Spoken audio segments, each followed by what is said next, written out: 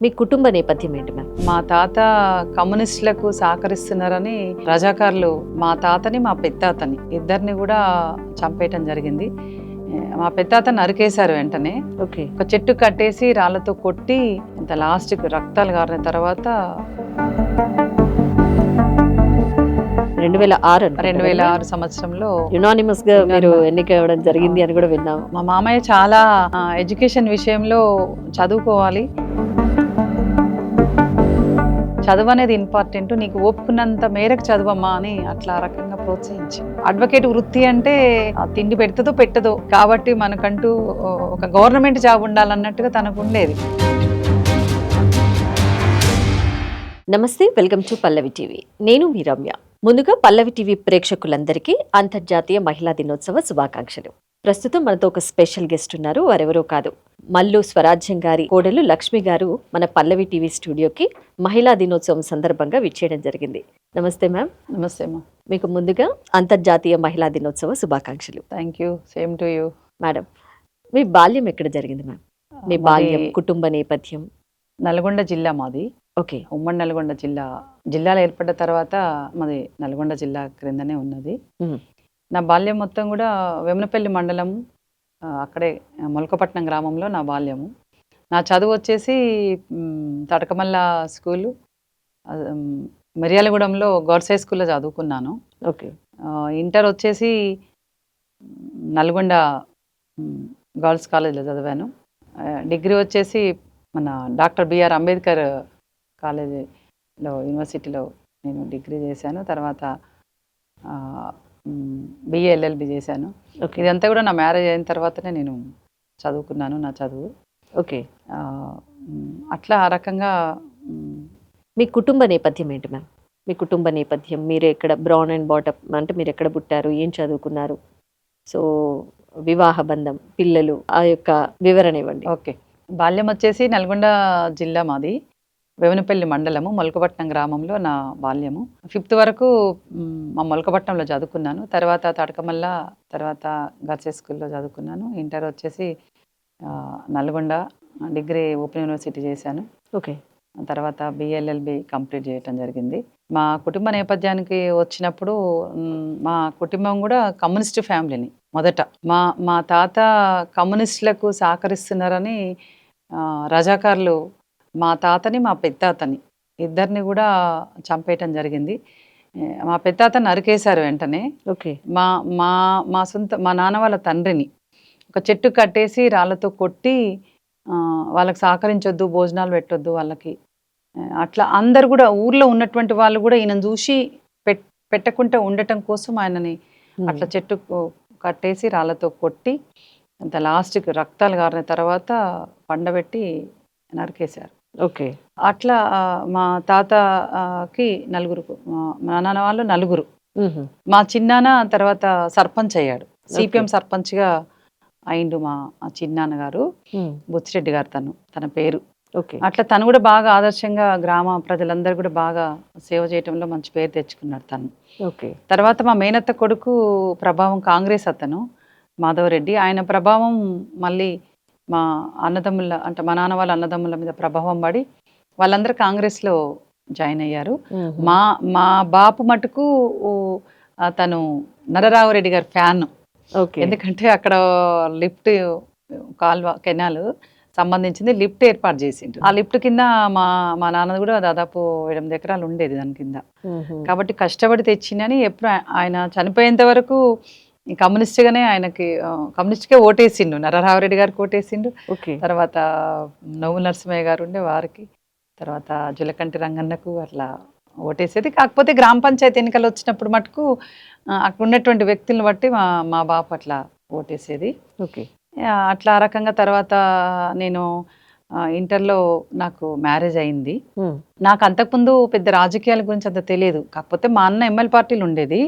మా అన్న ఎప్పుడు ఇంట్లో బుక్స్ తెచ్చి చదువుతుండేవాడు, పాటలు పాడుతూ ఉండేవాడు, అట్లా తెలుసు అన్నట్టు. కాకపోతే ఎస్ఎఫ్ఐ కొంచెం స్కూల్స్కి వచ్చి ఆ రోజులలో బంద్ చేయాలి, స్కూల్స్ బంద్ చేయాలి అనేది వచ్చేవాళ్ళు. వాళ్ళు చెప్తుంటే నాకు ఎందుకు అట్రాక్ట్ అయ్యేది. నేను వాళ్ళు చెప్పే మాటలకి. ఓకే. కానీ నేను అట్లా ఆ థింకింగ్ ఆలోచించాను, నేను ఎస్ఎఫ్ఐలో చేరాలి అని అంత ఆలోచించలేదు. ఓకే. కానీ ఈలోపు నాకు 18 ఇయర్స్లో మ్యారేజ్ అయింది. నాకు ఓకే. 18 ఇయర్స్ వెళ్ళిపోతాయి అనగా. అయిన తర్వాత మళ్ళీ మళ్ళీ స్వరాజ్యం గారి కుటుంబంలోకి వచ్చాను. వచ్చిన తర్వాత వాళ్ళంతా ఎడ్యుకేటెడ్స్, కుటుంబంలో అందరూ కూడా మా మళ్ళు సంబంధించినటువంటి కోడళ్ళు అందరూ కూడా టీచర్స్, ఇట్లా రకరకాలుగా జాబ్స్ చేస్తుండే వాళ్ళు. ఆ ఇంట్లోకి వచ్చిన తర్వాత అత్తయ్య, మా మామయ్య చాలా ఎడ్యుకేషన్ విషయంలో చదువుకోవాలి, ఇన్ఫీరియారిటీ కాంప్లెక్స్ వస్తుంది నలుగురులకు వెళ్ళినప్పుడు, చదువు అనేది ఇంపార్టెంట్, నీకు ఓపుకున్నంత మేరకు చదువమ్మా అని అట్లా రకంగా ప్రోత్సహించింది. అట్లా ప్రోత్సహించటం వల్లనే నేను ఇంటర్ పాస్ అయ్యాను, తర్వాత డిగ్రీ పాస్ అయ్యాను. డిగ్రీ పాస్ అయిన తర్వాత మామయ్య మల్లు వెంకట నరసింహారెడ్డి మామయ్య పేరు. ఓకే. డిగ్రీ చేసి ఏం చేస్తావు ఇంట్లో ఉండి అంటే, నేను తెలుగు తెలుగు లిటరేచర్ తీసుకుంటా చదువుతా అంటే, ఏం చేసావు ఎంఏ చేసి లా చేస్తే బెస్ట్ కదా అంటే, మా సార్ కూడా అడ్వకేట్ ఉండే. ఓకే. అందువల్ల ఎంట్రన్స్ రాస్తే వస్తే చేద్దు, లేకపోతే లేదు అని అట్లా ప్రోత్సహించడం వల్ల నేను అట్లా ఆ రకంగా బిఏఎల్ఎల్బి కూడా కంప్లీట్ చేశాను. ఇక స్వరాజ్యం గారికి ఏంటంటే ఏదో ఒకటి చేయాలా, అడ్వకేట్ వృత్తి అంటే నెలవారీ ఒక్కొక్కసారి వస్తుంది, ఒకసారి రాదు, తిండి పెట్టదో డబ్బులు వస్తాయి రావు, కాబట్టి మనకంటూ ఒక గవర్నమెంట్ జాబ్ ఉండాలన్నట్టుగా తనకు ఉండేది. అట్లా ఆమె నన్ను లైబ్రరీ సైన్స్ చేయించింది. ఓకే. అంటే వాళ్ళ కొడుకు పక్క తను సర్పంచ్ ఉండే, సర్పంచ్ చేస్తూ అడ్వకేట్గా కూడా తను వృత్తి చేసేది. చేసినప్పుడు వీడు ఎప్పుడు ఇటు డైవర్ట్ అవుతాడో, ఒక కుటుంబాన్ని ఆదుకోవాలి అనేది ఒక భాగము, రెండోది ఒక మహిళ తన కాళ్ళ మీద తను నిలబడితే ఆత్మగౌరవంతో బ్రతకగలుగుతుంది. అంటే మగవారికి ఏమన్నా అయినా కానీ లైఫ్ లాంగ్లో అది ఉపయోగపడుతుందని ఆ మాటల ఏమి ఇంటర్ అయిపోయిన తర్వాత ఏం డిగ్రీలు, లైబ్రరీ సైన్స్ చేస్తే నీకు అట్లా ప్రోత్సహించే అంటే అట్లా లైబ్రరీ సైన్స్ కూడా చేసిన నేను హైదరాబాద్లో. ఓకే. చేసి ఆ పట్టా తీసుకొని వచ్చిన తర్వాత చంద్రబాబు నాయుడు, అప్పుడు చంద్రబాబు నాయుడు తెలుగుదేశం గవర్నమెంట్ ఉండే, బ్యాన్ చేసిండు. అప్పుడు నల్గొండ జిల్లాలో దాదాపు 420 పోస్టులు ఉండే ఖాళీగా. అయితే అత్తమ్మ ఏంటంటే బలంగా మహిళలు కదా, తక్కువ చదువుకున్న వాళ్ళు అంటే లైబ్రరీ సైన్స్ చేసిన వాళ్ళు తక్కువ అని అట్లా ఆమె ప్రోత్సహించి ఆ రకంగా తను కూడా ఆ రకంగా ప్రోత్సహించింది. దాంతోపాటు తక్కువ మాట్లాడేది నేను, అంటే ఆ కుటుంబంలో వాళ్ళందరిని చూసిన తర్వాత నేను ఎందుకో చాలా తక్కువ మాట్లాడేదాన్ని. దీనికి ఎట్లనైనా మాట్లాడించాలంటే దీన్ని తెలివిగా తయారు చేయాలి అని ఆ రకంగా ఇంటికి ప్రజాశక్తి పేపర్ వచ్చేది. ఆ ప్రజాశక్తి పేపర్ని చదవమని, ఆ ప్రజాశక్తి పేపర్లో కూడా ఎడిటోరియల్ అని ఉండేది. ఎడిటోరియల్లో తెలంగాణ రాష్ట్రం గురించి గవర్నమెంట్ ఏం మాట్లాడుతుంది అనేది ఉండేది. పెద్ద వ్యాసం వచ్చేది అన్నట్టు, ఇంకొకటి దాంట్లో 2. ఈ వ్యాసం చదివితే దేశాల గురించి తెలుస్తుంది, అది రాష్ట్రం గురించి తెలుస్తుంది, ఇది రోజు నువ్వు నీ తీరిక ఉన్నప్పుడు పని అయిపోయిన తర్వాత చదువు అని అట్లా ప్రోత్సహించి పేపర్ అలవాటు చేసింది. తర్వాత మా ఐద్వా సంఘంలో క్లాసులు ఇయర్లీ వన్స్ అవుతాయి. అట్లా నల్గొండ జిల్లాలో కూడా క్లాసులు అవుతున్నప్పుడు నాకు బాగా గుర్తు, పుణ్యావతి గారి క్లాస్ చెప్తూ ఉంటుంటే, పుణ్యావతి గారి క్లాస్ బాగుంటుంది వెళ్దాం రా అని తనతో పాటు తీసుకెళ్ళింది, ఆఫీస్కి తీసుకెళ్ళి. అట్లా అదొకటి, ఎక్కడైనా సభలు జరిగినా కానీ వెంట తీసుకెళ్తుండేది అన్నట్టు. అట్లా ఆ రకంగా తన తెలివితో పాటు ఎడ్యుకేషన్ ఇంపార్టెంట్ అని అట్లా రకంగా ప్రోత్సహించింది. ప్రోత్సహించిన తర్వాత అప్పుడు ఆమె హిస్టరీ చదివాను నేను. అంటే తను ఒక అమ్మనవలా ఇచ్చింది నాకు, ఇది చదువు, నీకు ఇది చదివితే నీకు ఈ పాలిటిక్స్ కానీ ఏదైనా నీకు అనుభవం ఉంటుంది అని ఆ రకంగా అమ్మ బుక్ ఇచ్చిన తర్వాత, అమ్మ బుక్ చదివినాక ఆమె హిస్టరీని చదివాను. ఫస్ట్ ఆమె హిస్టరీని చదవలేదు నేను. తర్వాత ఈ బుక్ అమ్మ నవల ఇచ్చిన తర్వాత చాలా ఇన్స్పైరింగ్గా ఉంది ఆ బుక్. తర్వాత అత్తయ్య హిస్టరీ చదివిన తర్వాత అమ్మ ఆమె చదువుతుంటేనే ఒక వెంట్రుకలు వచ్చినట్టుగా ఉంటాయి. తను 13 ఇయర్స్నే భూస్వామి కుటుంబంలో పుట్టి, తను చిన్ననాడే భూస్వాములకు వ్యతిరేకంగా పోరాటం చేస్తూ అడవులకు వెళ్ళి నవాబుకు వ్యతిరేకంగా తుపాకు పట్టి పోరాటం చేసింది అని అంటే మామూలు విషయం కాదు. ఎందుకంటే ఆ రోజుల్లో గడప దాటినటువంటి రోజుల్లో మహిళలు, అట్లాంటి రోజుల్లో ఆమె బయటకు వచ్చి పేదల కోసం, పేద బడుగు బలైన వర్గాల కోసం పనిచేసిందంటే చాలా ఇన్స్పిరేషన్గా అవును. ఉండేది. ఇంకోటి ఏంటంటే ఆమె గ్రామీణ ప్రాంతాలలోకి వెళ్తున్నప్పుడు ఆమె స్లోగన్స్ ఏముండేదంటే పురుషులు స్త్రీలతో సమానం. అట్లా ఆమె వాటి పాటలు కట్టి పాటలు పాడుతూ అంటే ఆ రోజులలో కుటుంబాలలో బాగా కట్టుబాట్లు, హింస బాగా ఉండేదంట. అట్లాంటి వాళ్ళని చైతన్యం చేయటం కోసం బయటికి రండి, మీరు సంఘంలో చేరండి, మేము అండగా ఉంటాం, స్త్రీకి విద్య కావాలి, పురుషులతో స్త్రీలు సమానం, ఎందుకు కొడతారు దెబ్బలు మీరు, ఉమ్, ఎందుకు హింసిస్తారు మీరు అని అట్లా ఆ రకంగా క్వశ్చన్ చేస్తూ పాటలు పాడుతూ అట్లా మహిళలను చైతన్యం చేసి అట్లా పోరాటాలు కొనసాగించిందట. ఉమ్, అట్లా ఆ ఇన్స్పిరేషన్ తోటి నేను కూడా బాగా ఆమె స్ఫూర్తిని పొందాను. ఓకే. ఇక పిల్లలు చదువులు, తర్వాత పిల్లలు వాళ్ళ చదువులు చూసుకోవటము, అట్లా కుటుంబంలో ఉండిపోయాను. తర్వాత మా ఇంటికి స్వరూపరాణి గారు, బత్తిల హైమావతి గారు ఎప్పుడు వస్తుండేది. ఆ ఓకే. అత్తయ్య కోసం వస్తుండేవాళ్ళు. ఉమ్, వచ్చినప్పుడు నన్ను చూస్తుండేది. చాలా ఓపికగా మాట్లాడుతుంది, నెమ్మది, ఎవరు వచ్చినా కానీ చాలా రిసీవ్ చేసుకోగలుగుతుంది అని వాళ్ళ దృష్టిలో ఉండి నన్ను ఫ్యామిలీ కౌన్సిలింగ్ సెంటర్కి నువ్వు వచ్చి పనిచేయాలమ్మా అని వాళ్ళు అనేవాళ్ళు. ఓకే. అంటే ఆంటీ రోజు చేయాలంటే కష్టం, నేను పిల్లలు, అత్తమ్మ, మామయ్య అందరు ఉన్నారు కదా, కష్టము అని అంటే వీక్లీ వన్స్ అమ్మా అని అన్నారు. అట్లా ఆ రకంగా నేను ఫ్యామిలీ కౌన్సిలింగ్ సెంటర్ వాళ్ళు ఏదైతే చెప్పిందో దాని కౌన్సిలింగ్ కమిటీ మెంబర్గా ఉన్నాను. తర్వాత కన్వీనర్గా వాళ్ళు పెట్టడం జరిగింది. ఆ కన్వీనర్ బాధ్యతలు కూడా నేను బాగా నిర్వర్తించాను ఉమ్, వాళ్ళ ఇన్స్పిరేషన్ తోటి. తర్వాత ఐద్వాకి ట్రెజరర్గా పెట్టిండ్రు, నేను ఈలోపు సర్పంచ్ అయ్యాను. అప్పటికే 2006 2006 సంవత్సరంలో యునానిమస్ గా మీరు ఎన్నిక అవ్వడం జరిగింది అని కూడా విన్నాము. అవును మేడం. ఓకే. 2006లో యునానిమస్ సర్పంచ్గా అయ్యాను. ఆ బాధ్యత నిర్వర్తించుకుంటూ మళ్ళీ ట్రెజరర్గా పనిచేస్తూ జిల్లా ట్రెజరర్గా పనిచేశాను. తర్వాత అట్లా ఆ రకంగా ఆ పని చేస్తున్నటువంటి క్రమంలో బాగా పని ఉందని మా ఐద్వా నాయకత్వం కావచ్చు, అట్లా జిల్లా సెక్రటరీ కూడా వాళ్ళు ఉండాలి అని ప్రపోజల్ పెడితే అట్లా ఒప్పుకున్నాను. అక్కడ కూడా జిల్లా సెక్రటరీ అయిపోయినాక కూడా రకరకాల మహిళల హక్కుల కోసం పనిచేయడం పోరాటం జరిగింది. ఇది బాల్యం తర్వాత పెళ్ళి అయినాక ఆ కుటుంబంలో అడుగుపెట్టాను. అడుగుపెట్టిన తర్వాతనే మహిళల హక్కుల కోసం పోరాటం ఇంకా సాగిస్తున్నాను. మేడం, మల్లు స్వరాజ్యం గారి కోడలుగా వచ్చాక మీరు ఈ తెలంగాణ మహిళల కోసం పోరాటం సాగిస్తున్నారా, లేదా ఇంత క్రితం కూడా మీకు ఇట్లాంటి భావజాలాలు ఉన్నాయి? అంతకుముందు భావజాలం లేదు. ఓకే. ఇంటికి వచ్చిన తర్వాతనే ఆ భావజాలను అలవర్చుకున్నాను తప్ప, అంటే వాళ్ళని చూసి మా సారు సర్పంచ్గా ఉండి అక్కడ సమస్యలు తీసుకొని పనిచేయటము, ఇక్కడ అత్తయ్య కూడా మహిళా హక్కుల కోసము పనిచేయటము, అట్లా ఒక స్ఫూర్తిని పొందాను నేను. ఓకే. తర్వాత అత్తయ్య కూడా నన్ను బాగా ప్రోత్సహించేది. అంటే చదువుకోవాలి, బాగా తెలివి ఉండాలి అని అట్లా ఆ రకంగా పేపర్స్ చదివించటంలో కానీ, మహిళా సంఘం ఆఫీస్లో క్లాసులు పెడితే ఇయర్లీ వన్స్ క్లాసులు పెడతారు, క్లాసులకు తీసుకుపోవటం కానీ తను అట్లా ఆ రకంగా నన్ను ప్రోత్సహించటంలో బాగా ప్రోత్సహించేది. ఓకే. కానీ తను ఏంటంటే నేను అప్పటికే సర్పంచ్ అయ్యాను. సర్పంచ్ అయిన తర్వాత తను ఒకటే అన్నది, ఒక మాట నాకు బాగా గుర్తుంది, భర్త చాటు భార్యలాగా మనం పని చేయొద్దు, మనం జనం హృదయాల్లో నిలిచిపోవాలంటే ముందుగా నువ్వు సర్పంచ్గా చేయాల్సింది జనంలోకి వెళ్ళి ఏం సమస్యలు ఉన్నాయో తెలుసుకో.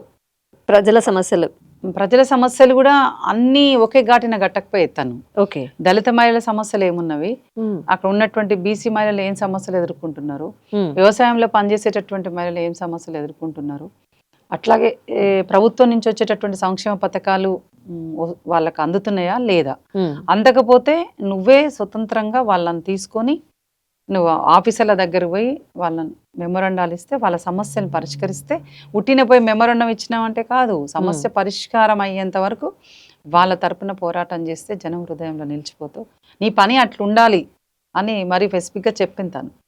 అట్లా ఆ దృష్టిలో పెట్టుకుని ఆ రోజులలో బాగా నేను సర్పంచ్ ఉన్నప్పుడు రేషన్ కార్డుల సమస్య ఉండేది బాగా. రేషన్ కార్డుల సమస్య, పెన్షన్స్ సమస్య, మంచినీటి సమస్య ఉండేదన్నట్టు. ఆ సమస్యలన్నీ పరిష్కరించడంలో మంచిగా వాళ్ళట్లనే నాకు సహకరించి, నేనట్లనే వాళ్ళకు సహకరించి అవి చేయటంలో మంచి పాత్ర ఉందనే నేను అనుకుంటున్నాను. ఎందుకంటే ఇప్పటికే అక్కడ ఇంటింటికి నల్లాలు వేపించాము, వాటర్ ప్లాంట్ కట్టించడం జరిగింది అక్కడ. అట్లా ప్రజలకు ఏది అవసరమో రైతాంగానికి ట్రాన్స్ఫర్స్ టర్మ్ అంటే ట్రాన్స్ఫార్మర్స్ కావాలంటే వాళ్ళకి ఇప్పించటంలో కానీ అట్లా ఆ ఊరికి సంబంధించినటువంటి పనుల్లో ప్రజల తీసుకొని పనిచేయటం జరిగింది. అట్లా అత్తమ్మకు వచ్చిన పేరే అత్తకు దగ్గర కోడలైతే అనిపించుకున్నాను ఓకే. రాయంగూడెం గ్రామం నుంచి.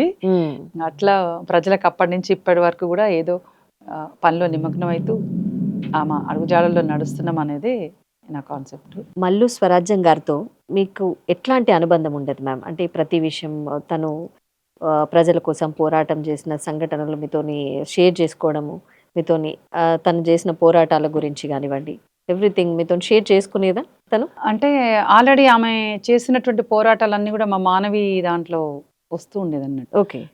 బై మంత్లీ మా మానవి బుక్ వస్తుంది అన్ని. కాబట్టి తన గురించి ఆల్రెడీ బుక్స్ లో చదవడం వేరు, తను మీతో ఎక్స్ప్లెయిన్ ఇది విషయం మేము ఇలా పోరాడాము, మాకు ఇట్లాంటివి సంఘటనలు ఎదురయ్యాయి, ఇట్లాంటి స్ట్రాంగ్ గా నిలబడ్డాము ఈ సందర్భాలలో అని మీతో ఏమైనా షేర్ చేసుకోవడం జరిగింది? కొన్ని ఆస్తి హక్కు విషయంలో చెప్పేది. స్ట్రాంగ్ గా ఉండాలి. ఆస్తి హక్కు అనేది చాలా ఇంపార్టెంట్ మహిళకి. ఓకే. తల్లిదండ్రులు పెళ్లి చేసి పంపించిన తర్వాత భర్తకి ఏమన్నా అయితే ఇక్కడ వీళ్ళకు ఉండదు, అక్కడ వాళ్ళు ఇవ్వకపోతే ఆ స్త్రీ ఎటుపోవాలి అనేది చాలా డిస్కస్ చేసేది నాతోటి. ఫ్యామిలీ కౌన్సిలింగ్కి వచ్చినా కానీ వాళ్ళతో ఎట్లా డిస్కస్ చేయాలనేది చెప్పేది అన్నట్టు. విడివిడిగా కూర్చోబెట్టి ఫస్ట్ ఎందుకు వస్తున్నది గొడవలు, అమ్మాయిని అడగాలి అబ్బాయిని అడగాలి, తర్వాత ఇద్దరిని కూర్చోబెట్టి కౌన్సిలింగ్ చేయాలని చెప్తూ ఉండేది. దాంతోపాటు తను ఆసియాకు సంబంధించింది చాలా ఇన్స్పిరేషన్గా ఏంటంటే మేము ఆస్తి హక్కు చట్టం కోసం ఎట్లా పోరాటం చేసింది అనేది దాని గురించి మాట్లాడింది. ఎట్లా అత్తయ్య అని అన్నప్పుడు మొత్తం తెలంగాణ రాష్ట్రంలో మహిళా నాయకత్వం మోటూరు ఉదయం గారు, స్వరూప్రాణి గారు, పుణ్యవతి గారు, అట్లా చాలామంది, టి జ్యోతి గారు, మహిళలందరూ కూడా గ్రామ గ్రామాన తిరిగి ఆ సంతకాల సేకరణ చేసి మన ఎన్టీ రామారావు గారు ఉన్నప్పుడు 1,00,000 సంతకాల సేకరణ చేసి వారికి ఇవ్వడం జరిగింది. ఇవ్వటమే కాదు, ఆ ఇచ్చే ముందు ఒక 5,000 మందితోటి అసెంబ్లీ ముందు ధర్నా నిర్వహించారు. ఆ ధర్నాకు బయటికి వచ్చి ఆస్యకు కల్పిస్తామని ఎన్టీ రామారావు గారు చెప్పాలని మీరు స్లోగన్స్ ఇస్తే ఎన్టీ రామారావు గారు బయటకు వచ్చి వాళ్ళు వేసుకున్న టెంట్ దగ్గరికి, మహిళల దగ్గరికి వచ్చి నా పరిధి కాకున్నా నేను ఆస్యకు చట్టాన్ని తీసుకొస్తా, ప్రయత్నం చేస్తా అని చెప్పి ఆ రకంగా కమిటీలో మల్లు స్వరాజ్యం గారిని పేరేసి తనని పేరు పెట్టి ఆ రకంగా ఆస్యాకు చట్టాన్ని తీసుకొచ్చిండ్రు. అది మాది పెద్ద గొప్ప విజయం అని తను చెప్తుండేది ఆస్యాకు చట్టం.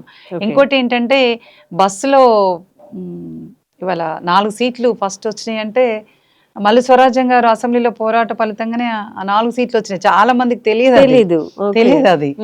అప్పుడు స్వరాజ్యం గారు ఎమ్మెల్యేగా ఉన్నప్పుడు అసెంబ్లీలో తను మాట్లాడుతూ ఆడవాళ్ళు చంటిబిడ్డలను ఎత్తుకొని బస్సు ఎక్కితే మాకు సీట్లు ఇవ్వరు, మరి గర్భిణితో ఉన్నటువంటి మహిళలు బస్సు ఎక్కితే సీట్లు ఇవ్వరు, కాబట్టి మాకు 4 సీట్లు కావాలని అడిగిందంట. వెంటనే 4 సీట్లు అది ఇప్పటికీ అమల్లో ఉంది. ఇప్పటికీ ఉంది. ఇప్పుడు 4/6 ఏడో సీట్స్ ఉన్నాయి. దాని గురించి కూడా చెప్తూ ఉండేది. దాంతోపాటు మరుగుదొడ్లు కూడా, ఆ రోజుల్లో మరుగుదొడ్లు లేవన్నట్టు. మహిళలు బయటికి పోవాలంటే వారి యొక్క ఆత్మగౌరవం దెబ్బతింటుందని అసెంబ్లీలో మాట్లాడినప్పుడు అందరూ నవ్వుకునే వాళ్ళట. నవ్వుతూ ఉంటే మీకేం తెలుసు మహిళల గురించి, మహిళలు చెంబు పట్టుకొని బయటికి పోతే వాళ్ళ ఆత్మాభిమానం దెబ్బతింటుంది, లైంగిక వేధింపులు జరుగుతున్నవి అని అట్లా ఆ రకంగా ఆమె అందరినీ ప్రశ్నించే విధంగా మాట్లాడేదట. అట్లా ఆమె అసెంబ్లీ గడప ఎక్కుతుందంటేనే పిన్ డ్రాప్ సైలెంట్ లాగా మాట్లాడుతుంటే పిన్ డ్రాప్ సైలెంట్ లాగా ఉండేవాళ్ళట. అది తను చెప్తుంది. ఈ 3 అంశాలు అయితే షేర్ చేసుకుంది అన్నట్టు. ఓకే. దాంతోపాటు ఈ మద్యం కూడా బాగా, మద్యం మీద బాగా పనిచేయాలి మీరు, మద్యం వల్ల చాలా కుటుంబాలు ఇదవుతున్నాయి, రోడ్డున పడుతున్నాయి, తాగిన తర్వాత ఆరోగ్యాలు ఖరాబ్ అవుతున్నాయి, మళ్ళీ ఆరోగ్యాలు ఖరాబ్ అయ్యి భర్త చనిపోతే ఆ కుటుంబాన్ని, మహిళలే కదా ఆ కుటుంబాన్ని భారం అంతా మోయాల్సి వస్తుంది, కాబట్టి మద్యం మీద కూడా మీరు పోరాటం అనేది సాగించారా? అప్పుడు సాగించాం. ఓకే. అంటే స్వరాజ్యం గారు, రోషమ్మ గారు దూబగుంట, రోషమ్మ గారు తను నెల్లూరు జిల్లాలో పెద్ద ఎత్తున పోరాటం చేసింది. దానికి స్వరాజ్యం గారు అందరు పెద్ద ఎత్తున పోరాటం చేసిన ఫలితంగా ఎన్టీ రామారావు గారు మద్యాన్ని నియంత్రించిండు. అవును. ఇవి చెప్తుండేది తను. ఓకే. ఇవి ఇది చాలా ఇంపార్టెంట్ అనేది. ఓకే. మద్యం అంటే క్రైమ్ రేట్ కూడా తగ్గిపోయింది అనేది చెప్తుండే తను.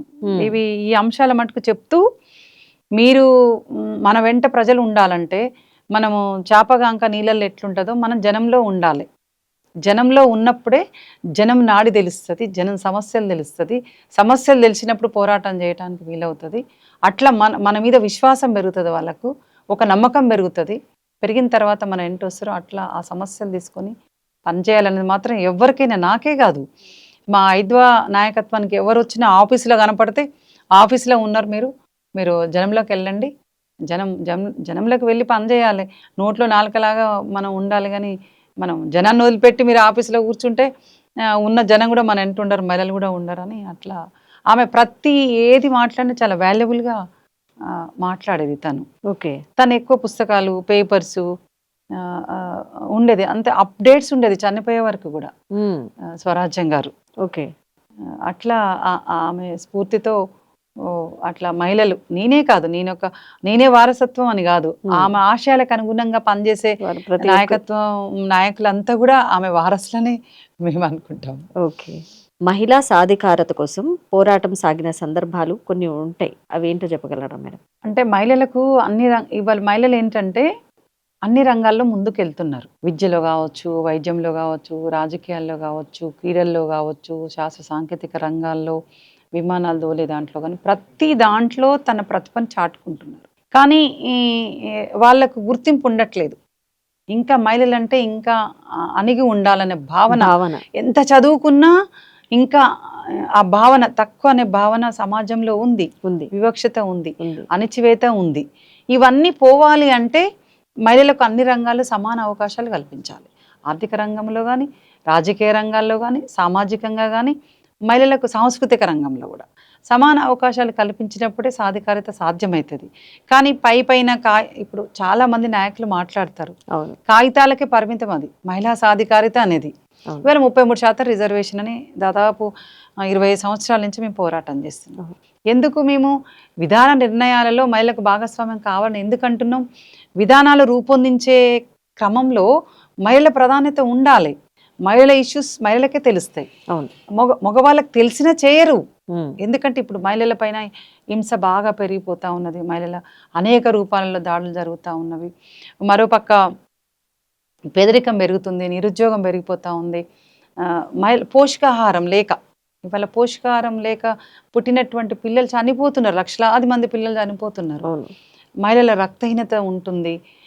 కాబట్టి ఇవన్నీ అంటే ఉన్న చట్టాలని పటిష్టంగా అమలు చేయటం కోసం, లేని చట్టాలు తీసుకురావటం కోసం ఆ నిర్ణయాధికారంలో మనం ఉంటే వాటి గురించి మాట్లాడగలుగుతాం, మాట్లాడి అమలు చేయించుకోగలుగుతాం. కానీ అట్లాంటి రంగాల్లో లేనప్పుడు ఎట్లా సాధికారిత సాధ్యమవుతుంది?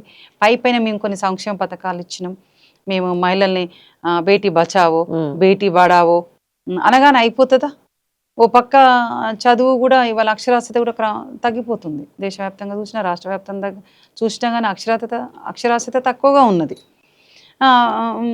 మళ్ళీ వాళ్ళని రక్షిస్తుండ్రా అంటే రక్షించట్లేదు. మరి సాధికారిత ఎట్లా సాధ్యం? అన్ని రంగాల్లో సమాన అవకాశాలు కల్పించాలి. అట్లా అవకాశాలు కల్పించినప్పుడే మహిళల సాధికారిత సాధ్యమవుతుంది. అన్ని రంగాల్లో సమానత్వం ఉండాలి. స్త్రీకి స్వేచ్ఛ అని ఇలా చాలామంది మాట్లాడతారు. స్వేచ్ఛ ఇవ్వటం వల్ల మహిళలు ఇట్లా అవుతున్నారు. కొంతమంది పర్సంటేజ్ దృష్టిలో పెట్టుకొని మహిళలకు స్వేచ్ఛ ఎక్కువైపోయింది అనేది కరెక్ట్ కాదు. అందుకే మహిళలు ఇలా ముందుకు వస్తున్నారు. ఇలా మహిళలు కుటుంబం గడవాలి అంటే బయటకు వస్తున్నారు. ఒక్క భర్త చేస్తే గడిచే పరిస్థితులు లేవు. భర్త భార్య పనిచేస్తేనే కుటుంబాల్లో గడిచే పరిస్థితి ఉంటుంది. కాబట్టి వాళ్ళ మహిళలు అన్ని రంగాల్లో అవకాశాలు కల్పించాలి. వాళ్ళ అభివృద్ధి అవుతూనే, ఇప్పుడు మహిళల అభివృద్ధి అయితేనే సమాజం అభివృద్ధి అవుతుంది.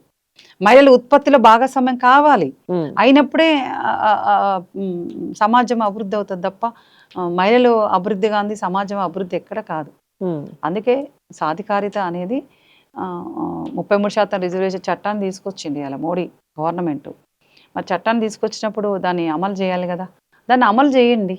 అమలు చేసి 181 మంది మహిళలు వస్తే ఇవాళ మనకు సంబంధించినటువంటి మహిళలకు సంబంధించినటువంటి విధానాలు రూపొందించుకుంటారు. వ్యవసాయ రంగం ఉన్నది, వ్యవసాయ రంగంలో ఇవాళ యంత్రాలు వచ్చినాయి. యంత్రాలు వచ్చిన తర్వాత పని తగ్గిపోయింది, పని దినాలు తగ్గిపోయినాయి వ్యవసాయ తగ్గిపోయినాయి. కార్మికులకు, అవును అవును పని దినాలు తగ్గిపోయినాయి. మరోపక్క ఉపాధి హామీ చట్టం అని చెప్పింది, అవును అవును తీసేసి విబిజీ రామ్జీ విబిజి పథకాన్ని రామ్జీ తీసుకొచ్చింది. 100 నుంచి 125 అంటున్నారు కానీ అది ఎంతవరకు అనేది 125 రోజులు పని దినాలు కల్పిస్తాం అని అవును. చెప్తారు. తీరా బడ్జెట్ చూస్తే బడ్జెట్ బడ్జెట్ లేదు. చాలా తక్కువ బడ్జెట్ కేటాయించింది. 3 లక్షల కోట్ల బడ్జెట్ కేటాయించారు. అవును మరి దానివల్ల బడ్జెట్ తగ్గిస్తే ఏమవుతుంది? పని దినాలు తగ్గిపోతాయి. ఉమ్, రోజువారీ కూలి కూడా ఇప్పుడు 100 రూపాయలు పడుతున్న పరిస్థితి ఉంది. అవును మరి రోజుకు ధరలకు అనుగుణంగా 800 వాళ్ళకి వేతనం పడాలి, రోజువారీ కూలి పడాలి, పడట్లేదు. ఇట్లా ఇవన్నీ రూపొందించుకోవటానికి ఆడ మాట్లాడటానికి అవకాశం ఉంటుంది. మరోపక్క లేబర్ కోడ్లు ఉమ్, తీసుకో 29 చట్టాల 4 లేబర్ కోడ్ల తీసుకొచ్చిండ్రు. ఉమ్, మరి తీసుకొస్తే ఎవరికి నష్టం? ముఖ్యంగా ప్రధానంగా దాంట్లో కార్మికులకు నష్టం. పని అంటే యూనియన్ పెట్టుకునే హక్కు ఉండదు, మాకు వేతనాలు పెంచండి అనే హక్కు ఉండదు, సమ్మె చేసే హక్కు ఉండదు, మహిళలకు ముఖ్యంగా ఉద్యోగ భద్రత ఉండదు. ఇవన్నీ ఇటు మాట్లాడటానికి ఆడ అవకాశాలు ఉంటాయి. అందుకే విధాన నిర్ణయాల్లో భాగస్వామ్యం కావాల్సిన పరిస్థితి ఉమ్, ఈరోజు కల్పించాలి గవర్నమెంట్. ఎందుకంటే జనగణన నియోజకవర్గాల పునర్విభజన అని చెప్తున్నారు. అది అయిన తర్వాతనే దీన్ని అమలు చేస్తాను. ఇది ఎక్కడ న్యాయము? ఒక చట్టం కోసం కొట్లాడినాము, ఉమ్, 33% రిజర్వేషన్ కోసం ఫైట్ చేసినాము 20 సంవత్సరాల నుంచి. ఉమ్, అఖిల భారత ప్రజాతంత్ర మహిళా సంఘంతో పాటు అనేక మహిళా విభాగాలు పోరాటం చేసిన ఫలితంగా చట్టాన్ని సాధించుకుంటే, ఆ చట్టాన్ని ఇవాళ జనగణన నియోజకవర్గాల పునర్విభజనతో సంబంధం లేకుండా ఆ చట్టాన్ని అమలు చేయాలని మేము చెప్తున్నాం. ఓకే కానీ ఆ చట్టం అమలు కావాలంటే దాదాపు ఇంకో 15 సంవత్సరాలు పట్టవచ్చు. కాబట్టి అందుకే మహిళా సాధికారిత అంటే అన్ని రంగాలలో ఉమ్, మహిళలకు అవకాశాలు కల్పించినప్పుడే మహిళా సాధికారిత. కానీ పై మాటల వల్ల పై కొన్ని సంక్షేమ పథకాలు ప్రవేశపెట్టి అంతర్జాతీయ మహిళా దినోత్సవం మహిళల ముందర పెట్టాము, ఉమ్, డ్వాక్రా మహిళలకు తెలంగాణ రాష్ట్రంలో 1 కోటి రూపాయలు, అంటే ప్రతి మహిళను కోటీశ్వరాలు చేస్తాను ఉమ్. అని చెప్పినంత మాత్రాన అది మహిళా సాధికారిత కాదు. తెలంగాణ వచ్చాక మేడం, తెలంగాణ రాకముందుకు మహిళా సాధికారతలు ఏమైనా మార్పులు ఉన్నాయంటారా? అంటే తెలంగాణ ముందుకు అన్నప్పుడు అట్లా ఆ కోణం చూడదు ఎప్పుడైనా. ఓకే అంటే నా అభిప్రాయంగా ఓకే అంటే కొంత మార్పులు వచ్చినాయి కదా మనకి ఇప్పుడు. అంటే రాక ముందుకు ఒక విధంగా ఉండేది, ఇప్పుడు కొంచెం బెటర్మెంట్ ఉంది అంటారా? మీ బెటర్మెంట్ ఉన్నదిలే కానీ ఉమ్, అది పూర్తి స్థాయిలో బెటర్మెంట్ కాదు. అది ఉమ్, అంటే ఒక వెసులుబాటు, ఆర్టిఫిషియల్, అంతే, తాత్కాలికం. ఉమ్. ఇప్పుడు ఉచిత బస్సు అని పెట్టాడు ఉమ్, ఒకటి. రెండోది 200 యూనిట్ల లోపు కాలిన వాళ్ళకి కరెంటు బిల్లు కరెంట్ ఉచితం, బిల్లు ఇస్తాము, ఉచిత కరెంటు బిల్లు. ఉచిత కరెంట్ బిల్లు. ఇంకొకటి సెల్ఫ్ హెల్ప్ గ్రూప్స్ వాళ్ళకి, డ్వాక్రా మహిళలకి లోన్స్ బాగా ఇస్తున్నారు. అది ఒక మంచి అంశంగా చెప్పొచ్చు. లోన్స్ ఇస్తున్నారు, మళ్ళీ మహిళలు కూడా లోన్స్ మళ్ళీ కట్టుకుంటున్నారు. దాంతోపాటు ఉత్పత్తులు తయారు చేయడానికి కూడా తను లోన్స్ కూడా ఇవ్వటం జరుగుతుంది. కానీ కేరళలో కుటుంబశ్రీ అని ఒక పథకం పెట్టిండ్రు. అక్కడ 10 మంది మహిళలకు కలిపి ఒక 4-5 ఏకర్స్ ఇస్తారు వాళ్ళు. దాంట్లో వాళ్ళు ఏదో ఒకటి చేసి అట్లా రకంగా మ్యానుఫ్యాక్చరింగ్ యూనిట్స్ అట్లాంటివి ఇచ్చి వాళ్ళు బాగా మహిళల్ని డెవలప్ చేస్తున్నారు ఆర్థికంగా. అట్లా ఆ విధానాలు కూడా ఇంకా ఇక్కడికి రావాల్సిన అవసరం ఉంది. అంటే గతం కంటే కొంచెం మెరుగే, కానీ ఇంకా ఇది సరిపోదు. ఎందుకంటే గ్రామీణ స్థాయిలో పని లేదు. పని లేనప్పుడు పూర్తి సాధికారిత మెరుగు అనేది ఎట్లా అనుకుంటాము? పాపం చాలా మందికి గ్రామీణ ప్రాంతాల్లో పని దొరకక పట్టణ ప్రాంతాలకు వలస వస్తున్నారు. వలస వచ్చిన తర్వాత వాళ్ళకి పని లేక, ఇంటి బిల్లు కట్టలేక, వాళ్ళు అనేక పిల్లల చదువులు, విద్య ఎక్కువ ఖర్చు అవుతుంది. లేబర్ పని చేసుకోవడానికి వీళ్ళు ఇక్కడ మెయింటెనెన్స్ కి సరిపోతుంది. చాలా మంది, చాలా పేదలు, చాలా ఇళ్ల స్థలాలు లేక అట్లా చాలా మంది ఇబ్బందులు పడుతున్నారు. గతం కంటే కొద్ది మెరుగైనా ఇంకా అంటే పేదవాళ్లకు ఇళ్ల స్థలాలు ఇవ్వటంలో, ఇళ్ల స్థలాలు ఇవ్వాలి. ఇండ్లు అంటే ఇందిరమ్మ ఇండ్లు ఇస్తున్నారు, అది ఇంకొంచెం బెటర్గా ఉంది. ఇంకా అందరికి కూడా సెకండ్ విడతలో కూడా అందరికి వచ్చేటట్టుగా గవర్నమెంట్ చూడాల్సిన అవసరం ఉంది. ముందు ఇంకా ఉంది. మహిళల హక్కుల సాధనకై కరెక్ట్ గా పోరాటాలు సాగుతున్నాయి అంటారా మీ దృష్టిలో? నిరంతరం. ఇప్పటికే మా 5వ ఆధ్వర్యంలో గతంలో మల్లు స్వరాజ్యం గారు, మోటరు ఉదయం గారు, సూర్యావతి గారు వీళ్ళందరి ఆధ్వర్యంలో పోరాటం చేసినటువంటి ఫలితంగా ఆస్తి హక్కు చట్టం వచ్చింది. లైంగిక వేధింపుల చట్టాన్ని, పని ప్రదేశాల్లో మహిళలపై హింస పెరుగుతుంది, లైంగిక వేధింపులు జరుగుతున్నాయని అట్లా ఆ రకంగా చట్టం దీన్ని తీసుకురావాలని 15 సంవత్సరాలు పోరాటాలు చేసి అట్లా ఆ రకంగా లైంగిక వేధింపుల చట్టాన్ని, ప్రసూతి సౌకర్యాలు కల్పించాలి, లీవ్ ఇవ్వాలి, 3 to 6 months ఇవ్వాలని పోరాటం చేయటం జరిగింది. 498A సెక్షన్ సంబంధించి పోరాటం చేసి ఆ హక్కును సాధించుకున్నాం. తర్వాత 33% రిజర్వేషన్ చట్టం కోసం పోరాటం చేసి ఆ చట్టాన్ని సాధించుకోవటం జరిగింది. ఇట్లా చీప్ లిక్కర్, మన విఆర్ఎస్ గవర్నమెంట్ వచ్చిన తర్వాత చీప్ లిక్కర్ తీసుకొస్తా అంటే చీప్ లిక్కర్కి వ్యతిరేకంగా రాష్ట్ర వ్యాప్తంగా ఒక బస్ యాత్ర నిర్వహించాం. ఆ నిర్వహించిన ఫలితంగా కేసీఆర్ గారు చీప్ లిక్కర్ వెనకకి తీసుకురు. కాకపోతే తర్వాత ప్రవేశపెట్టిన మాట వాస్తవము. అట్లా ఆ రకంగా సెల్ఫ్ హెల్ప్ గ్రూప్స్ కూడా ఇవాళ 10-15 లక్షలు ఎత్తుకుంటుండంటే ఐద్వా చేసిన పోరాట ఫలితమే. ఓకే. ఎందుకంటే చంద్రబాబు నాయుడు గారు ఉన్నప్పుడు అఖిల భారత ప్రజాతంత్ర మహిళా సంఘం మహిళలకు పని కల్పించాలి, లోన్స్ ఇవ్వాలి, మీరు లేకపోతే కుటీర పరిశ్రమలను ఏర్పాటు చేయండి, మహిళలకు పని దొరకట్లేదు అని అట్లా ఆ రూపంలో వారిని అంటే మెమోరాండం ఇచ్చిన సందర్భంగా వారు గ్రూపులను ఏర్పాటు చేయించడం జరిగింది. ఏర్పాటు చేసి 10 లక్షలు ఇవ్వాలంటే వాళ్ళు గ్రూపుకి 12 మంది 13 మంది ఏర్పాటు చేసి మహిళల్ని 50,000 ఇచ్చేవాళ్ళు. ఓకే. 50,000 ఇస్తే మళ్ళీ తర్వాత వచ్చినటువంటి మాతరం కూడా అంటే తర్వాత వచ్చినటువంటి స్టేట్ సెక్రటరీ అట్లా ఆ నాయకత్వాన 50,000 సరిపోదు, వాళ్ళు వచ్చినటువంటి వాటిని పిల్లల చదువుల కోసము, ఆరోగ్యం కోసము ఖర్చు పెట్టుకుంటున్నారు వాళ్ళు. ఇది మళ్ళీ డబ్బులు కట్టాలంటే ఇబ్బంది పడుతున్నారు కాబట్టి ₹1,00,000 ప్రతి మనిషికి ₹1,00,000 ఇవ్వాలి, గ్రూప్కి 10 లక్షలు ఇవ్వాలి, గ్యాస్ కనెక్షన్లు ఇవ్వాలి, అభయస్థం పెన్షన్ పథకాన్ని ఆయన వైఎస్ రాజశేఖర రెడ్డి గారు పెట్టిందంట. ఈ అభయస్థం పథకాన్ని కొనసాగించాలి అనేది మేము స్టేట్ వైడ్గా డిమాండ్స్ తీసుకొని అన్ని కలెక్టర్ ఆఫీసుల ముందు ధర్నాలు నిర్వహించాం. మేము నల్గొండ కలెక్టర్ ఆఫీస్ దగ్గరికి దాదాపు 6,000 మంది మహిళలు వచ్చిండ్రు.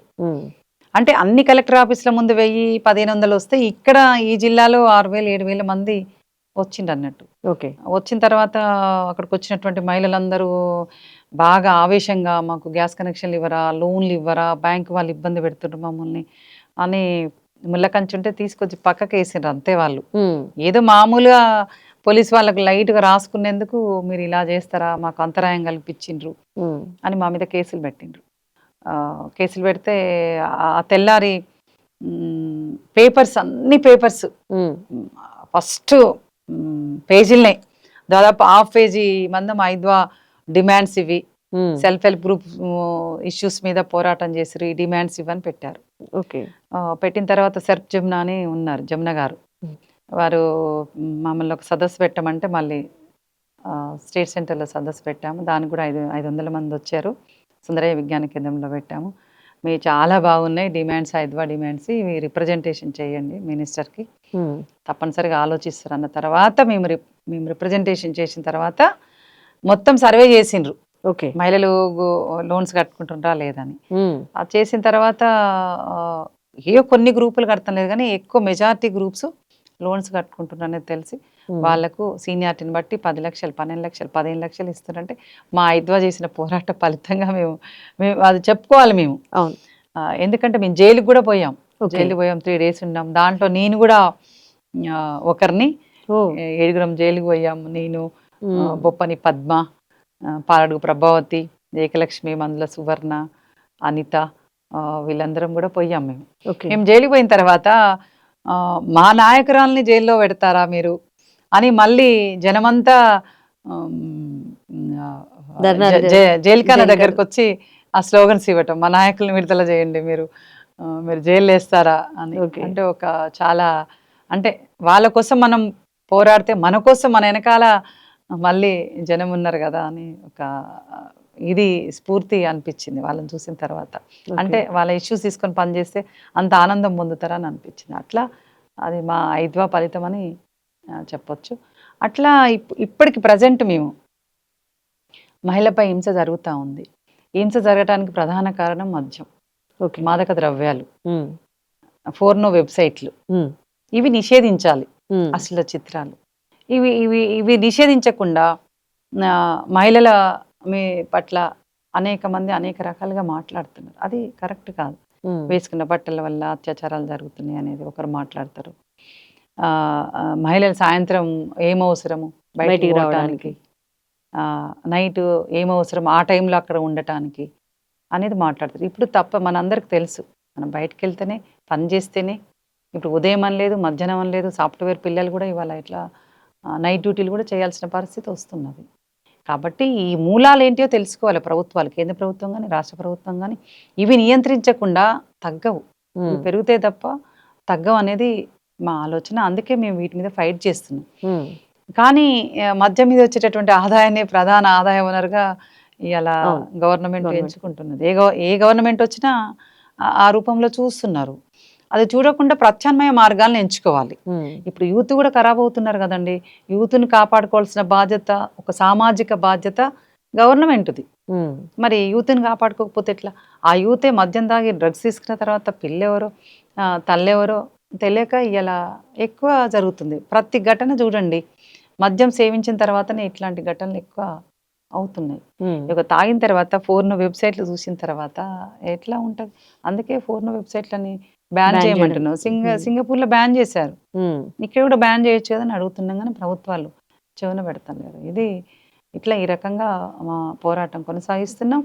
దాంతోపాటు కేంద్ర ప్రభుత్వం కానీ రాష్ట్ర ప్రభుత్వం కానీ ఇచ్చినటువంటి వాగ్దానాలను అమలు చేయకపోతే వాటి అమలు కోసం కూడా మేము మహిళల్ని చైతన్యం చేసి పోరాటంలో కూడా భాగస్వామ్యం చేసే విధంగా మా వాళ్ళ హక్కుల సాధన కోసం మేము ముందుకు సాగుతున్నాం అనేది. మేడం, ప్రస్తుతం మహిళల హక్కుల కోసం ఏం ప్రణాళికలు అనుకుంటున్నారు మీరు? ఇలాంటి ప్రణాళికలు ఉంటే బాగుంటుంది, సో ఇంకా ఉన్నాయి ఇలాంటివి చేయాలి అనుకుంటున్నాము అన్నవి ఏమేమన్నా ఉన్నాయి అంటారా? ప్రణాళికలు మనం చెప్తాం కానీ అది ఇంప్లిమెంట్ కావాలి కదా. మేమేమంటున్నామంటే ఒక జిల్లాకు ఒక మహిళా పారిశ్రామిక కేంద్రాన్ని ఏర్పాటు చేయాలి. మహిళా పారిశ్రామిక కేంద్రాన్ని ఏర్పాటు చేయాలి. చేస్తే మహిళలకు ఉద్యోగ అవకాశాలు దొరుకుతాయి దాంట్లో. ఎందుకంటే ఒక పక్క గ్రామీణ వ్యవస్థ అంతా అస్తవ్యస్తం అవుతుంది. వ్యవసాయం దెబ్బతిన్న తర్వాత, చాలా యంత్రాలు వచ్చిన తర్వాత మహిళలు ఎక్కడికి పోవాలనో తెలియని పరిస్థితులు. కాబట్టి మేము ఏమంటున్నామంటే జిల్లాకు ఒక మహిళా పారిశ్రామిక కేంద్రాన్ని ఏర్పాటు చేయండి ఒకటి. లేదు అనుకుంటే గ్రామీణ ప్రాంతాల్లో కుటీర పరిశ్రమలు ఏర్పాటు చేసి ఎక్కడికక్కడికి గ్రామాలలో ఉన్నటువంటి మహిళలకు ఉపాధి అవకాశాలు కల్పించే విధంగా ప్రభుత్వ విధానాలు ఉండాలనేది. ఇంకోటి ఏంటంటే ఇవాళ చదువుకుంటున్నారు అమ్మాయిలు, చాలామంది చదువుకుంటున్నారు. చదువుకున్న తర్వాత ఉద్యోగ అవకాశాలు కూడా ఎక్కువ ఉండట్లేదు. వాళ్ళందరికీ దగ్గర అవకాశాలు లేవు. ఇప్పుడు చదువు దగ్గర అవకాశాలు లేవు. లేకపోవటం వల్ల కూడా పిల్లలు ఇవాళ పెడదోరన పడుతున్నటువంటి పరిస్థితి కూడా ఉంది. వాళ్ళ కోసం కూడా ఉద్యోగ అవకాశాలు కల్పించేటట్టుగా ఒక పరిశ్రమలను స్థాపించి ఎక్కువ ఇంకా విస్తృతంగా పరిశ్రమలు తీసుకొచ్చి వాళ్ళకు కూడా ఉద్యోగాలు ఇచ్చేటట్టుగా చూడాల్సినటువంటి అవసరం ఉందని దాని మీద కూడా మా విద్యార్థి యువజన రంగం కూడా ఫైట్ చేస్తున్నది. అందులో భాగంగా మహిళలు ఉంటారు కదా, అమ్మాయిల కోసం మేము కూడా అట్లా రకంగా ఉండాల్సిన అవసరం ఉందని ఐక్యంగా కూడా కొన్ని సందర్భాలలో మేము కలిసి పోరాటం చేస్తున్నాం. ఈ కేంద్రానికి వచ్చినప్పుడైతే 33% రిజర్వేషన్ అమలు చేయాలని, గ్రామీణ ప్రాంతంలో ఉపాధి అవకాశాలు కల్పించే విధంగా ఉండాలి. ప్రధానమంత్రి ఆవాస్ యోజన పథకం కింద పేదలందరికీ ఇల్లు కట్టించి ఇస్తా అన్నారు. దాన్ని అమలు చేయమని మా పోరాటం కొనసాగుతుంది. తెలంగాణ రాష్ట్రంలో కూడా చాలామంది పేదలు 30 లక్షల కుటుంబాలకు ఇళ్ల స్థలాలు లేవు. వాళ్ళందరికీ ఇళ్ల స్థలాలు ఇవ్వాలి. ఎందుకంటే గవర్నమెంటు స్థలం ఉన్న వాళ్ళకే ఇందిరమ్మ ఇల్లు కట్టించిస్తున్నారు, సంతోషం. కానీ ఇళ్ల స్థలాలు లేని వాళ్ళు ఎటు పోవాలి? గ్రామీణ ప్రాంతాల్లో అంటే అటు ఇటు ఉండొచ్చు. పట్టణ ప్రాంతాలకు వచ్చేటప్పుడు చాలా మంది పేదలు ఇళ్ల స్థలాలు లేక ఇబ్బందులు ఎదుర్కొంటున్నారు. కాబట్టి అట్లాంటి వాళ్ళ అరులైన వాళ్ళందరికీ కూడా ఇంటి స్థలం ఇచ్చి ఇంటి నిర్మాణం కోసం ప్రభుత్వం 5 లక్షలు, కేంద్ర ప్రభుత్వం 10 లక్షలు ఇచ్చి వారిని ఆ రకంగా ఆదుకోవాల్సిన అవసరం ఉందని మా పోరాటాలు కొనసాగిస్తున్నాం. ఇంకొకటి ఏంటంటే సెల్ఫ్ హెల్ప్ గ్రూప్స్కి వాటికి లోన్లతో పాటు ఇప్పుడు ప్లాస్టిక్ ఉన్నది. ప్లాస్టిక్ వస్తువులన్నీ బ్యాన్ చేసేసి ఈ సెల్ఫ్ హెల్ప్ గ్రూప్స్కి సంబంధించినటువంటివి పేపరు బ్యాగ్స్ తయారు చేసే విధంగా ఒక పని కల్పించాలనేది డిమాండ్స్ పెట్టి అట్లా మేము జూట్ బ్యాగ్స్ అట్లాంటి జూట్ సెల్ఫ్ ఎంప్లాయ్మెంట్ bags. కోసం. అంతే ఓకే. అట్లా ఆ రకంగా అట్లాంటి ప్లాన్ చేయాల్సిన అవసరం ఉందని కూడా మేము ఆ ఓకే. ప్రణాళికను రూపొందించుకుంటున్నాం. దాంతోపాటు ప్రభుత్వం వాగ్దానం చేయటమే కాదు, మహిళలకు ఇచ్చిన వాగ్దానం నిలబెట్టుకోవాలి. ఉమ్. మహిళల ఓట్లతోటి వాళ్ళ మహిళలు సమాజంలో సగభాగం మహిళలు ఉన్నారు. మహిళలకు ఇచ్చినటువంటి వాగ్దానాలను అమలు చేయాలంటే వాళ్ళు ఓట్లు వేయించుకుంటుండ్రు. ఉమ్. మరి ఓట్లు వేయించుకున్న తర్వాత వాళ్ళ ఇచ్చిన వాగ్దానాలను అమలు చేయాలి కదా. ఆ ఇచ్చిన వాగ్దానాలను అమలు చేయటం కోసం కూడా మేము ఆ దిశలో మేము పోరాటం పనిచేస్తున్నాం, సాగిస్తున్నారు. పోరాటాలు కొనసాగిస్తున్నాం. ఓకే. మల్లు స్వరాజ్యం గారితో మీరు ఎట్లాంటి స్ఫూర్తిని పొందారు మేడం? అదే ఆమె తెలంగాణ సాయుధ రైతాంగ పోరాటంలో చిన్ననాటే భూస్వాములకు వ్యతిరేకంగా, జాగీర్దారులకు వ్యతిరేకంగా ఆ పోరాటంలో మహిళలందరినీ, వంట ఇంట్లో ఉన్నటువంటి మహిళల్ని బయటికి తీసి ఆమె చైతన్యం చేసి అవసరమైతే తుపాకులు పట్టించింది. ఆ మహిళల పట్ల లైంగిక దాడులు జరుగుతున్న నేపథ్యంలో కారపొట్లాలతోటి కళ్ళల్లో, మగవాళ్ళ కళ్ళల్లో గట్టి తప్పించుకోవాలి. అట్లాంటి ఆమె అన్ని చూసి అట్లా ఆ రకంగా స్ఫూర్తి పొందాము. దాంతోపాటు ఆమె పాటలు ఎక్కడ ఏ ఊర్లో ఏ సమస్య ఉంటే ఆ సమస్య ప్రాతిపదికన పాటలు కట్టి మహిళల్ని ఆ పోరాటంలోకి వచ్చే విధంగా చేయటంలో ఉత్తేజపరిచేది పాటలతో ఉత్తేజపరిచి ఆ సంఘంలోకి వచ్చేటట్టు చేసేది. అది ఆమె మంచి స్ఫూర్తి. ఓకే. అట్లా ఆమె ఏది చేసినా ఒక స్పెషల్. ప్రజలలో ఉండి ఆమె అధికారుల దగ్గర పోయినా ప్రజల తరపున పోతే మళ్ళీ ఆ సమస్య పరిష్కారం అయ్యేదాకా వెనక తిరిగి రాకపోయేదట. ఒకరోజు ఒక రైతు ఒక ₹1,00,000 లోన్ తీసుకుంటే ఆ లోన్ కట్టలేదని ఇంటికి వచ్చిండంట బ్యాంక్ మేనేజర్. ఓకే. వచ్చి ఆ బండిని ఎడ్లు తీసుకొని వచ్చి బ్యాంక్ ముందు పెట్టుకున్నాంట. వెంటనే స్వరాజ్యం గారికి ఫోన్ చేసిండంట. స్వరాజ్యం గారు, నడు బిడ్డ, నువ్వు ఆ నుంచి అట్రా, నేను ఈ నుంచి ఇటు బ్యాంక్ దగ్గరికి వస్తా అని చెప్పి తను బ్యాంక్ దగ్గరకు పోయిందంట. పోయి ఏంటి అని అంటే లోన్ కడతాను లేదంట. లోన్ కట్టాలంటే ఆ పంట అప్పులకే సరిపాయే, మరి ముందో వెనుకో కడతాడు. దేశం మీద తెచ్చేటోళ్ళందరూ అట్లనే తీసుకొచ్చి నీ బ్యాంక్ ముందు పెట్టుకుంటున్నావా బిడ్డ, నేనైతే బండిని తోలుకొని పోతాని బండెక్కి ఎడ్లను కట్టి బండి ఎక్కిందంట. బండి కూడా నడుపుతుందామా, ఎక్కి తనతో పాటు ఆ రైతుని ఎక్కించుకొని ఆ బండి తీసేసుకొని వచ్చింది. ఓకే. అట్లా ఆమె స్ఫూర్తి. అంటే ఎంతటి వాళ్ళనైనా అవలీలగా ఫేస్ చేసేది ఏ సమస్యనైనా. ఓకే. అంటే పేదల పక్షాన అట్లా నిలబడి కొట్లాడుతుంది. ఓకే. అదే ఇన్స్పిరేషన్. మల్లు స్వరాజ్యం గారి కోడలుగా మీ భుజాలపై ఎక్కువ ఒత్తిడి ఉందంటారా? ఒత్తిడి అనేది ఏం లేదు. పనిచేస్తున్న క్రమంలో ఒత్తిడిని ఎట్లా స్పేస్ చేయాలనేది కూడా మేము ఆలోచించుకుంటాం. మీ భుజాలపై చాలా బాధ్యత ఉంది. ఏదైనా చెయ్యాలి అని అనుకున్నా కూడా మనం ఒకటికి 10 సార్లు ఆలోచించి, ఇట్లాంటివి ఏమైనా ఉన్నాయా? అట్లేం లేదు. ఎందుకంటే మా ఐద్వా సంఘంలో పనిచేస్తున్నామంటే కొన్ని ప్రిన్సిపల్స్ ఉంటాయి. ఓకే. మేము ఆల్రెడీ ముందే దానికి ఇదైపోతాం. కానీ ఒక పని ఉందని, ఈ పని భారం ఎక్కువ అవుతుంది, నేను ఈ పని చేస్తే నా వెనకాల బ్యాక్గ్రౌండ్ మల్లు స్వరాజ్యం గారు ఉంది కదా అని అట్లా ఏం ఆలోచించము. మా సిద్ధాంతాలకు అనుగుణంగానే మా సిస్టమేటిక్గా పని ఉంటుంది తప్ప, సిస్టమ్ తప్పి పని చేస్తే అప్పుడు ఎవరేమనుకుంటారో, మా బ్యాక్గ్రౌండ్ స్వరాజ్యం గారు ఉన్నారు కదా, అదేమన్నా పడుతుందేమో నా మీద ప్రభావం అనేది ఉంటుంది. కానీ మేము అట్లా ఆలోచించము. మా ప్రిన్సిపల్ ప్రకారంగానే మేము పనిచేస్తూ ఉంటాము. కాకపోతే కొన్ని ఎన్నికల్లో సందర్భంగా నిలబడ్డప్పుడు ఓట్లేయకపోతే ఒక బ్యాక్గ్రౌండ్ ఏమన్నా కొంచెం తక్కువ ఓట్లు వచ్చిన జనం మేము అనుకోము. మేము ఎట్లయినా జనం కోసం పనిచేస్తున్నాం మేము. కానీ ఇప్పుడు మనం ఎన్నికల పరిస్థితి మనందరికి తెలుసు. ఎందుకు ఓట్లు తక్కువ వస్తున్నాయో మనందరికి తెలుసు. ఇవాళ డబ్బు రాజకీయాలు నడుస్తున్నాయి, మద్యం నడుస్తుంది. వీటి వల్ల కూడా విలువలతో కూడిన రాజకీయాలు లేవు. విలువలతో కూడిన రాజకీయాలు మీరు అన్నట్టు లేవు. దానివల్ల మా ఓటింగ్ శాతం తగ్గిపోయినప్పుడు అనిపిస్తుంది. అవును, ప్రజలు కూడా వీటికే ఎక్కువ మొగ్గు చూపుతున్నారు. డబ్బు, మద్యం, ఇతర అవసరాలు. మనుషులు ఏంటి, వాళ్ళ బ్యాక్గ్రౌండ్ ఏంటి, వాళ్ళ వ్యక్తిగత ఇంత ముందుకు చేసిన పోరాటాలు ఏంటి ప్రజల కోసం అవేం ఆలోచించట్లేరు. ఒకప్పుడు అట్లా ఆలోచించేవాళ్ళు. ఒకప్పుడు 2006 ఉమ్. లోపు ఒక పని చేస్తే వాళ్ళు బాగా గుర్తు పెట్టుకునేది. అవును. నేను సర్పంచ్గా ఉన్నప్పుడు ఉమ్, ఒక కుటుంబానికి చేస్తే, మా సార్ సర్పంచ్గా ఉన్నప్పుడు కూడా అంతే, ఒక కుటుంబానికి చేస్తే వాళ్ళ కుటుంబ సభ్యులంతా ఓట్లేసేవాళ్ళు అవును. వాళ్ళంతా. ఉమ్, ఇప్పుడు తల్లిదండ్రులకు చేస్తే ఇద్దరు కొడుకులు అనుకోండి, ఇద్దరు కొడుకులు ఉంటే పెద్ద కొడుకు నాకేం చేసిండు అంటాడు, ఉమ్, ఈ చిన్న కొడుకు బాగుండు కదా పెద్ద కొడుకు చేసినాం అనుకో, ఈ చిన్న కొడుకు నాకేం చేసిండు అంటాడు, ఉమ్, ఈ చిన్న కొడుకు బాగుండు కదా మరి పెద్దోనికి అని చేస్తే, ఇట్లా వ్యక్తిగత స్వార్థాలు అవును. వ్యక్తిగత స్వార్థాలు వచ్చినాయి. ఇప్పుడు మనం పనిచేసింది చూడట్లేరు. అవును. పనితో పాటు మళ్ళీ ఎన్నికలు వచ్చినప్పుడు మళ్ళీ డబ్బు అనేది ముందుకు వస్తుంది. అందువల్ల అప్పుడు అనిపిస్తుంది భారం, వెనకాల బ్యాక్గ్రౌండ్ ఉన్నా కానీ మనకి ఇంత ఓట్లు తక్కువ వచ్చినాయి ఉమ్, అని ఉండేది. కానీ ఇప్పుడు ఈ చూస్తే అది కూడా ఆ భారం కూడా అనిపిస్తాం లేదు. మన లోపం కాదు, ఉమ్. ఇవాళ రాజకీయ నాయకులే ప్రజల్ని ప్రలోభాలకు ప్రలోభాలకు గురి చేస్తున్నారు.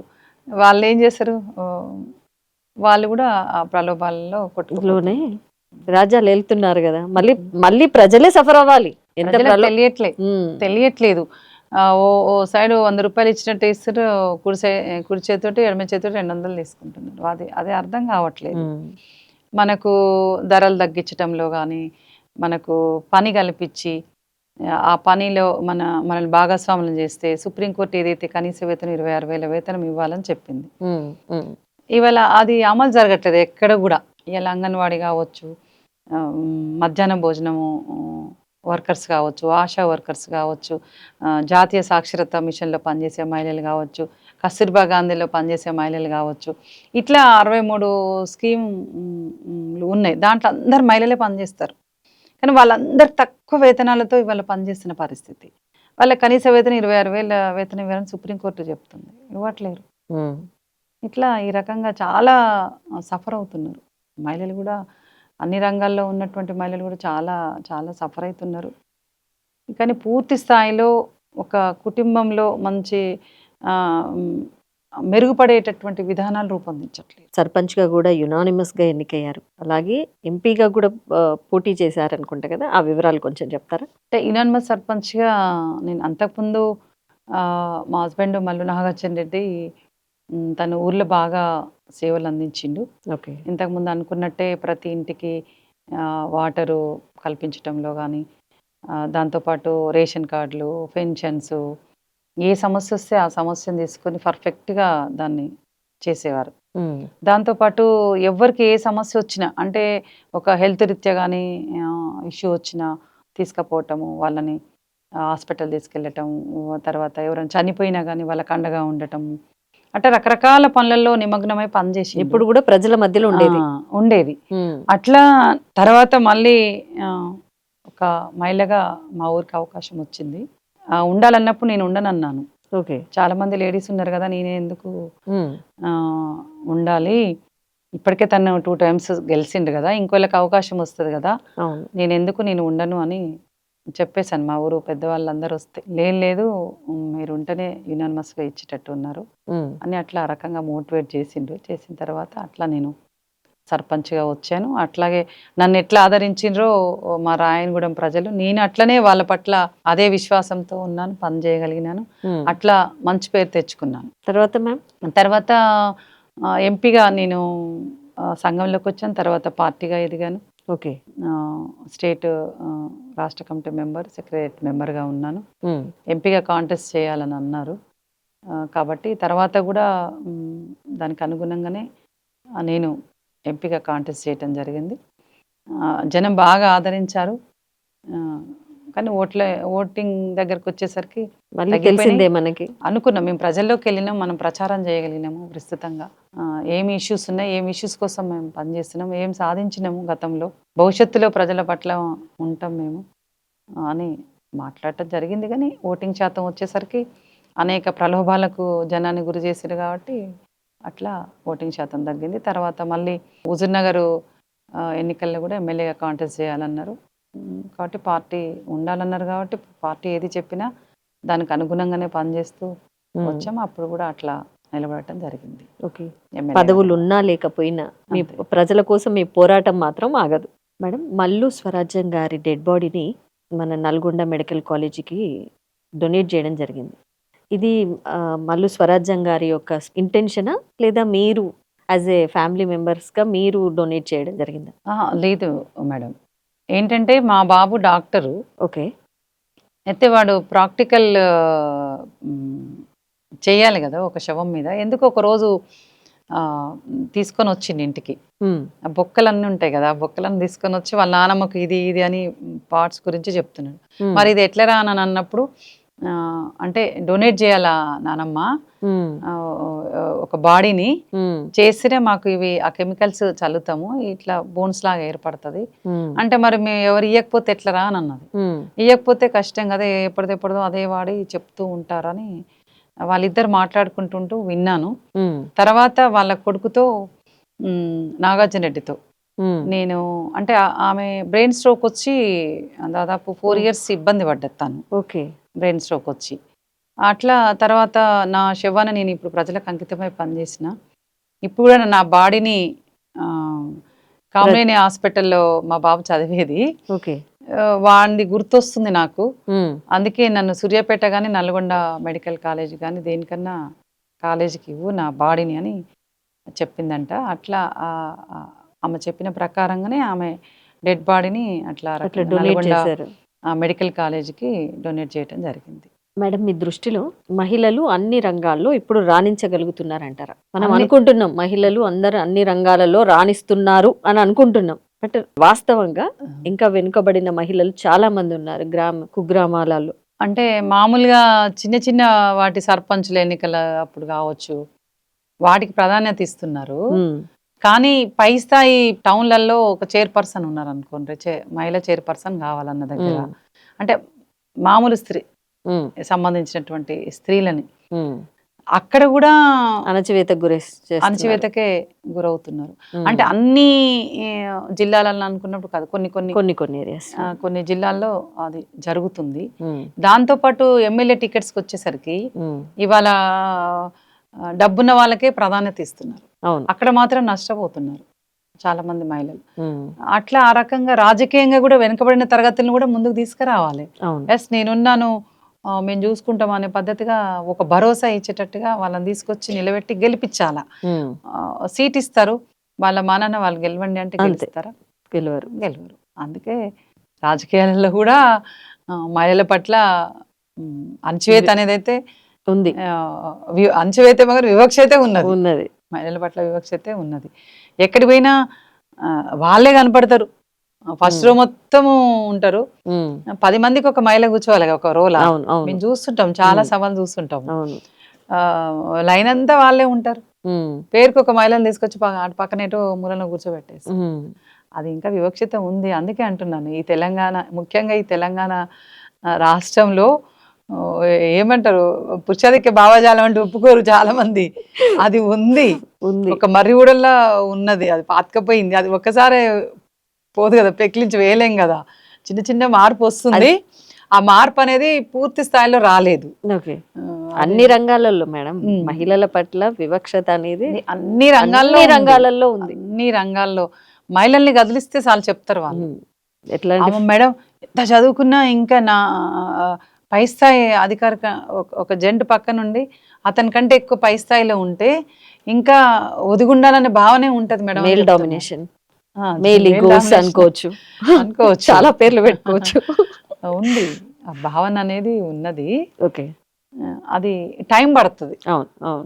మేమేమంటున్నాము, స్త్రీ పురుషుల సమానత్వం అనేది విస్తృతంగా ప్రచారం చేయాలి. ఆ ప్రచారం ఎవరు చేయాలి? గవర్నమెంట్ చేయాలి. అట్లా ఆ రకంగా గవర్నమెంట్ ప్రచారం చేయట్లేదు. అది కూడా ఒక లోపమే. స్త్రీ పురుషులు సమానమే అని చెప్పాలి, అన్ని రంగాల్లో అవకాశాలు కల్పించాలి. కల్పించినప్పుడు ఆటోమేటిక్గా పిల్లల్లో కూడా ఆ మనస్తత్వం నుంచి బయటపడతారు. ఆ స్కూల్స్లో కూడా మహిళా పోరాటాలకు సంబంధించినటువంటి చరిత్రలు రాయాలి. అందులో రాసినట్లయితే పిల్లల మనసులో నాటుకపోతుంది. కానీ అట్లాంటివి కాకుండా అశాస్త్రీయమైనటువంటి ఇలా భావజాలాన్ని పాఠ్యాంశాల్లో చొప్పించిన తర్వాత పిల్లల మనస్తత్వం ఎట్లా ఆలోచిస్తారు. ఇంకా ఇంట్లో ఇంకా ఇంట్లో కూడా చాలా ఇళ్లలో భార్యను తక్కువనే చూస్తారు. అవును. భార్యని ఇంకా అంటే కొన్ని సందర్భాలలో సందర్భాలలో కాకుండా కొన్ని సందర్భాలలో కుటుంబ నిర్ణయాలు చేసే దగ్గర అట్లాంటి కాడ కూడా మేల్ డామినేషన్ ఉంటుంది. అట్లాంటివన్నీ పిల్లలు చూస్తూ ఉంటారు. అట్లా కాకుండా ఇంట్లో మార్పు రావాలి, బయట మార్పు రావాలి. వచ్చినప్పుడు ఆటోమేటిక్గా స్త్రీ అంటే గౌరవించబడతారు. కానీ ప్రభుత్వ విధానాలు కూడా అట్లనే ఉన్నాయి మేడం. ప్రభుత్వ విధానాలు కూడా ఇవాళ స్త్రీకి ఇంటికి పరిమితమయ్యేటటువంటి ఉన్నటువంటి విధానాలు తీసుకొస్తున్నారు. స్త్రీని ఆలోచింపనీయకుండా ఇవాళ స్త్రీకి స్వేచ్ఛ అవసరం లేదు, స్త్రీ కుటుంబానికే పరిమితం కావాలి, పిల్లల్ని కానీ యంత్రం లాగానే ఉండాలనేటటువంటి వాళ్ళు చాలామంది మాట్లాడుతున్నారు. మాట్లాడిన మాటలే చెప్తున్నాం తప్ప మేమేదో ఊహించుకొని చెప్పే మాటలు కాదు ఇది. అట్లాంటి భావన ఉన్నది బాగా. కాబట్టి ఆ భావన పోవాలంటే ప్రభుత్వాలు మహిళలకు మంచి అవకాశాలు ఇవ్వాలి.